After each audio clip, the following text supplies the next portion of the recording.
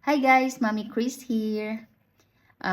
Today's vlog is ipapaalam ko lang po sa inyo na nag-quit na ako sa pageant. Hindi nyo na ako makikita na magbablog ako about the pageant kasi nga nag-quit na ako. Kasi mas inuna ko yung nursing assistant ko na course.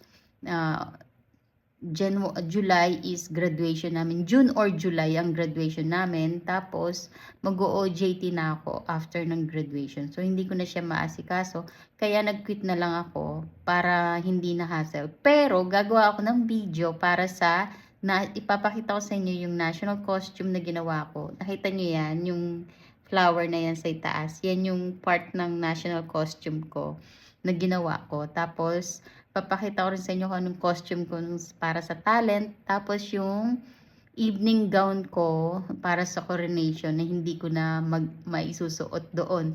So, magpipictorial ako, maggagawa ako ng video para doon. Tapos papakita ko sa inyo para makita niyo yung mga yung ginawa kong national costume.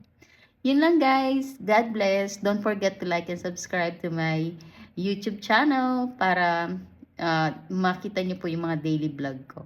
Love you guys!